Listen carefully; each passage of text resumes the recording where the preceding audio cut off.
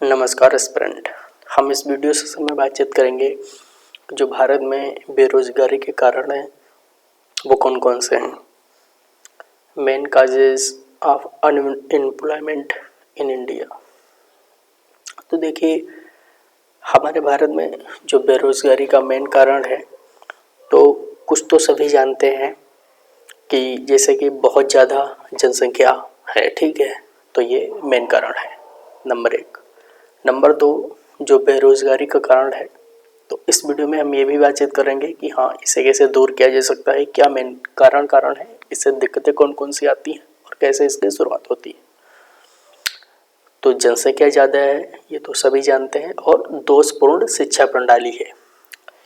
Education का मतलब ये नहीं है कि सबने एजुकेशन प्राप्त कर ली, ग्रेजुएशन या पीजी कर लिया, उसके बाद सबको सरकारी जॉब के सिवा कुछ और करना ही नहीं है। ओनली ऑप्शन इस गवर्नमेंट जॉब, ये नहीं होना चाहिए। और क्या है कि कुटीर उद्योग, हस्तकला उद्योग, इन पे कोई ध्यान नहीं देता है, सब मशीनीकरण है। तो ये भी एक बहुत बड़ा कारण है बेरोजगारी का।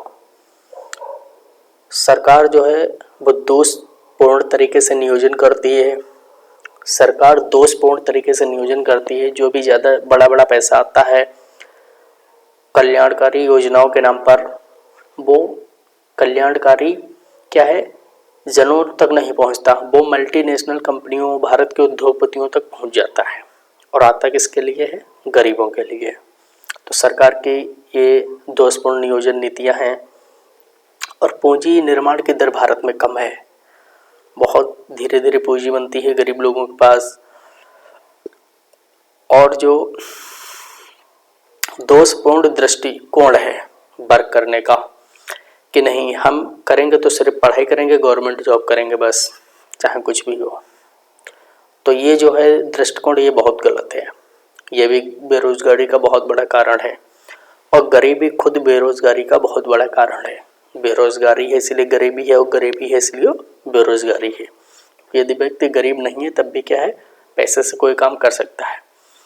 लेकिन आज के दिन पर बहुत सी चीज़ें हैं, बिजनेस करने में भी बहुत नुकसान, बहुत रिस्क हैं, ठीक है। टाइम भी बहुत तेज़ी से चेंज हो रहा है। नेक्स्ट ऑप्शन है नौकरी की पूर्ति भी कम है। कोई व्यक्ति नौकरी करना चाह रहा है, उसे नौकरी नहीं मिल रही है, या वो ज़्यादा जॉब करना चाह रहा है ज़्यादा समय, उसे कम समय तक जॉब मिल रही है। तो ये भी क्या है, नौकरी की पूर्ति कम है, तो ये भी बहुत बड़ी दिक्कत है। तो अब हम बातचीत करेंगे कि ये जो गरीबी के कारण हैं ये कैसे क्या इन्हें दूर किया जाए, या कैसे क्या इनसे क्या क्या हमें प्रॉब्लम हो रही है, क्या क्या दिक्कत हो रही है। तो देखिए कि सबसे पहले जो बढ़ती हुई जनसंख्या है उसको उपाय किया जाए कि हाँ, जनसंख्या कम हो। यह जनसंख्या क्या है इतनी तेज़ी से बढ़ रही है, ये इसके ऊपर गवर्नमेंट को कुछ करना चाहिए। लोग क्या है इसके खिलाफ आवाज़ उठाएं जनसंख्या के प्रति, तभी कुछ बेहतर हो सकता है। शिक्षा प्रणाली में सुधार किया जाए। नंबर 2 बात यह है कि शिक्षा प्रणाली है उसमें कुछ सुधार किया जाए। डायरेक्ट यही नहीं है कि पढ़ते रहो ओनली फॉर गवर्नमेंट जॉब। हस्तकला कुटीर उद्योग को बढ़ावा दिया जाए,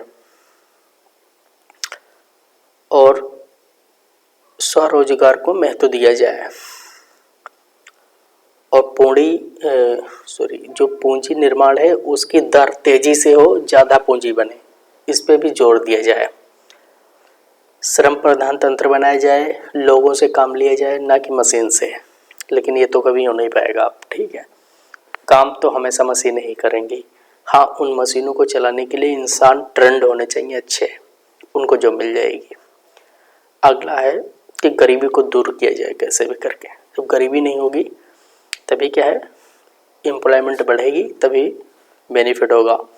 और ग्रामीण में रोजगार के कार्यक्रम शुरू किए जाएं, जैसे मनरेगा चल रहा है, नरेगा, वैसे और भी कार्यक्रम शुरू किए जाएं।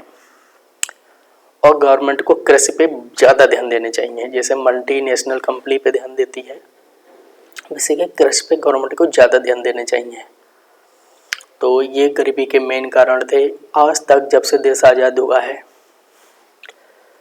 कृषि पे कभी भी गवर्नमेंट ने कुछ बेहतर ध्यान दिया, लेकिन उस हिसाब का ध्यान नहीं दिया जो देना चाहिए था। कुछ सुविधाएं नहीं दी, कुछ भी नहीं दिया गवर्नमेंट ने बेहतर। और कुछ किसान भी हमारे ऐसे नहीं हैं पढ़े लिखे ज़्यादा होशियार कि वो इन सब को ले पाएँ। तो ये सब मेन कारण थे। आप बताइएगा कि आपके हिसाब से गरीबी के और भी क्या कारण हैं, इसे सॉल्व करने के लिए क्या क्या कर सकते हैं। तो आप देख रहे थे red diamond coaching channel with Mintu Babu के साथ। जल्द ही मिलेंगे नेक्स्ट वीडियो में, तब तक के लिए नमस्कार।